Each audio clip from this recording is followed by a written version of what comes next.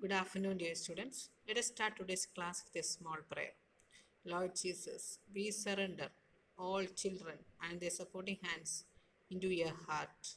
Bless them with your love and care and help us to provide healing hands and smiling face during their journey. Lord, make me as an instrument of your peace, love, and healing. Amen. Ave Maria. Hope you understood the previous classes. We have completed two aspects of factors affecting growth and development: genetic factors and the prenatal environment we have seen.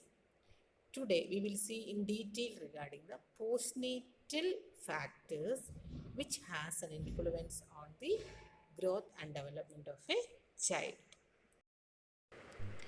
Postnatal factors includes every aspect which affects the baby after the birth of a baby. Okay, the first and foremost one is the growth potential, capacity for the baby to grow. It is determined by the gene, but what happens sometimes due to certain problems, the child may develop malnutrition in the uterus, or even the child may born early. In that condition, birth weight is too important. Birth weight is, the more the birth weight, the more chance of growth, maximum capacity for the growth. So what happen if the baby, in case if the baby baby birth occurs early, then the child takes there is a struggle for the existence. So with that, even the growth of the baby can get slowly reduced. So the growth potential is indicated by the child size at birth. The more size baby have at birth, there is a high chance of growth in the subsequent years. But if there is only a less weight at birth, there is a less chance for acquiring the maximum height or weight the baby could have attained according to the genetics. Clear? Even though the genetics the baby have 6 feet, if the baby born early and the baby's nurturing is not correct, the baby may not reach up to the genetic level. So growth potential, the level of what is the health status of the baby at birth. Okay, that indicates the, okay, that is considered as the growth potential, capacity to develop. Okay, second is the nutrition. As you know that nutrition is very important. Nutrition is very important. If you look back 2 to 3 years back, 2 to 3 generation back, very few ladies we could see with a good height. But presently we can see that in Kerala, ladies are having good height. Why? Previously there was nutrition, there was food deprivation was there.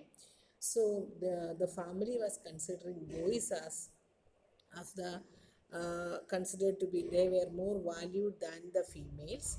So more nutrition was given to the male than the female. But the presently the situation has changed. Now the boys and girls are equally nurtured. Okay, so similar kind of food is given. So what happened? The growth level of the ladies are changed. The height of the ladies are changed. IQs of the ladies are changed. Abilities of the ladies are changed. So, the nutrition, yes, the correct amount in both in quantity and quality, it should be given on time. The breastfeeding, exclusive breastfeeding till 6 months. Okay, after that, start with weaning appropriate food rich in protein, fat, carbohydrate, vitamins, and minerals. If it is given and according to the age, if it is given to the baby properly, they may grow. If it is not, they may develop with the various deficiencies. Only in very severe condition it may lead to disorder, but they will get deprived of their growth. Okay, that is the second one. Third is the childhood illness. Okay, any children, if the children are having continuous allergy, maybe childhood cardiac disorders, any chest infection, maybe recurrent pneumonia or TB, kidney, okay, commonly we can see the nephrotic syndrome, okay, any malabsorption syndrome, any disorder which disturb the baby, maybe asthma. And presently, okay, they are actually with the aerosol which is managed. If you look back to 30 years back, okay, the child who had asthma had very poor schooling, and with that one reason itself, the child development were getting affected. So any disorder that the baby have during the childhood can have a ill effect towards the baby's growth. Okay, next is the physical environment. What is the status, physical status of a baby? What kind of housing babies have? What kind of living condition baby have? Safety measures, environmental sanitation, sunshine, ventilation, fresh air, hygiene, safe water supply. Clear? All these things are very essential for a children to grow. They should have a good housing, okay, where they can grow, where it is a clean and neat housing condition, and safety, the prevention of accidents. We know it how important in case of children. So the children are protected from the any kind of disorders and even the accidents. So, environmental sanitation, clean environment must be given, good sunlight, good ventilation, fresh air, hygiene. Provide all these aspects to the maximum so the baby will be able to grow. Okay. Instead of that, the baby is having drought, famine, disasters during the childhood. The physical environment is not conducive for the growth of the baby. It will affect the child. Clear? If any deprivation in food, shelter, any disaster the baby is going through, anything which is happening in the physical environment affects the growth and development of a baby. Okay, next is the fifth one, psychological environment. Yes, loving a baby should be conceived in love. Baby should be brought up in a loving family. Okay, so this is the real concept about the family. So the baby should have a healthy family. What kind of health? Psychological health. Psychological health from where do we get? It is getting from good parenting. How the baby experience the love of parents. Yes, when the parents love each other, when they see the care between the spouse, babies will feel the love from the father. So, what is important? If the father and mother, if they don't love each other, and if they are trying to provide everything to the baby, children will not be able to understand the love of parents. Instead, if the parents love each other by seeing the care, then the baby will feel the love which is granted by the parents. So, what is the best gift a parent can give to the child is love towards the spouse. Because that is the importance of good parent-child relationship.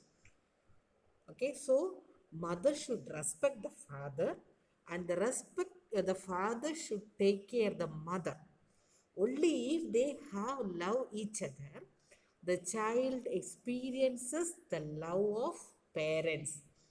Instead, if they quarrel and if they are trying to love the child, the children cannot feel the love. Even they are trying to express it because they are not feeling it. There is no love between the parents. So the best gift the parent can give to the child is nothing but it is love towards the spouse. Father should love the mother, mother should love the father. Automatically, if there is an understanding, love, care, share, yes, then the baby will experience a good parent child relationship. Now, next, what is the second gift a parent can give? Yes, that is breastfeeding. through the breastfeeding and waiting for the baby for the 9 months. Already I have explained what is the importance of it. And if it is continued through the breastfeeding, yes, breastfeeding is the second best gift the mother can give to the baby. You will learn in detail, because all the needs of the child is getting from mother for first 6 months. All the needs are met by the mother itself. Automatically the children understand that if I come towards my mother, I get everything that should be given for the first 6 months. So the second best gift that can be given to its breastfeed. What is the third gift? It is nothing else, more and more siblings. If the parents have only one child, they will think that all love they can give to the child. No, they are cutting down the love of siblings. They are just cutting down the love of siblings. The parent, anything can happen to a parent. Clear? You are landing up the child in future a lonely person. There will not be anyone to understand. But imagine if there is an 8 siblings, 7 siblings, or 3 or 4 siblings. Yes, same parents with same values. In future, need not explain the condition in detail. Just say siblings understand how it will affect the person, because they have brought up in same value with same feeling. Yes, there should be someone to understand when we become adult. For that, more and more siblings must be there. Yes, because third gift the parents can give to the baby is, the more number of siblings, the more healthy the family is. So good parent child relationship. Then, if all these things are provided, then there is a healthy interaction with other family members, because there is no chance of competition. There is caring, there is sharing. Clear? Neighbors. Okay, they should be. If the family is good enough, the neighbors will respect. Okay, so the love of neighbors, friends. Okay, let the children, after they are growing up, they are important. Friends are important. Peer groups are important. Teachers are important. Okay, once they are only promoting what is there in the family. So, family members, along with the friends, peer groups, teachers, and they actually improve the emotional, social, intellectual development of a baby. Instead of that, if the baby lack love, affection, and security, even I know that, okay, people who are experienced lack of parenting in childhood, okay, especially like your father or mother, and who are developed in insecurity, even as an adult in 40s and 50s, I can see that there is a insecurity coming as a selfishness, because they are insecure, so they will keep their thing very secure. Automatically they are not selfless, so it can have long last effect for our personality. Leads to this lack of affection, insecurity, all these things will act as an emotional disturbance, and it will prevent our emotional maturity and personality development. So psychological environment is very important, too important, but today it is not given much important. Yes, must be considered. Next is the cultural influences. In which culture the baby grows. Okay, so that has an effect on the baby's growth and development. The child rearing practice. What happens if the colostrum is not given to the baby as a cultural tradition? It affects the immunity of the baby. The child is prone for various infection, so it may affect the growth and development of the baby. Food habits. Okay, if the non-veg is not taken by the culture, if it is not replaced by the vegetarian diet, it may affect nutritionally to the baby, and baby can have harm. And certain traditional belief, yes, considering the disease as good, considering other disease as too bad, considering these patients with this certain disease conditions should not be mixed together, blood should not be given to others. Yes, there are even certain taboos and traditional beliefs which we have in our society. It affects the baby. And attitude towards health. Okay, so some members may go for the medical modern medicine, some may not go, some may conduct everything according to their tradition, okay, dies. Okay, these can have, okay, the lives which can be saved, we may not be able to save, and influence of it affects the children. Then Standard of standard of living, living. whether they have Okay, what adequate whether they are providing standards, a good okay, standard of living to the educational baby. level. Okay, Presently according there to is the no culture, problem. Previously certain, okay, girls they were not would like to educated, stay in a according to certain forest, culture. or they may not So come up in the it family. will Presently, affect the they or previously they influence were the not giving child's growth education to and the females. development. This were And even affecting the standard of living of the family, and even it automatically affects the children. Educational level, I told you, okay, and influence of the child's growth and development. These have an influence on the child's growth and development. And certain behaviors like honesty, what kind of discipline the children brought up, okay, internal, okay, intellectual equity, and inquiries, okay, what about their development, manners, okay, what are the manners it is taught, what is the behavior, aggression, what happens if continuously, if, three generation, if consecutively, if they take alcoholism, okay, genetically it will be changing, and it causes even with minute uh, more disturbance, they will behave in an aggressive manner. Okay, that is the study says that. I doubt whether it is present in Kerala. Three consecutive alcoholism, if the family takes, what happens? It causes genetic changes, and it may leads to the, even with a minute disturbance, they will behave in an aggressive manner. Okay, and achievement, okay, from the culture and family, society, all these have an effect on the baby's development. So in which the baby develops in the cultural development, culture has a great influence on the growth and development. Okay, next is the socio-economic status. Already we have seen the children who has got a good socio-economic status, okay, they may have good nutrition, good housing, good physical environment is provided them to them, okay, provided to them, so automatically they can grow up to the maximum potential.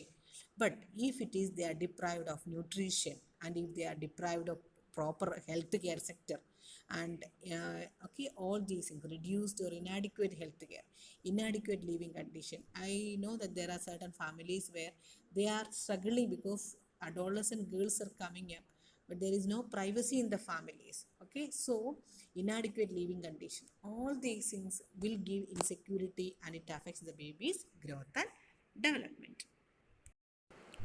Next point is play, sorry, climate and season. In certain climate, weight gain is increased. Example, in late summer and in raining season and in autumn season, weight gain is more. But in other season, we know that the weight gain is less.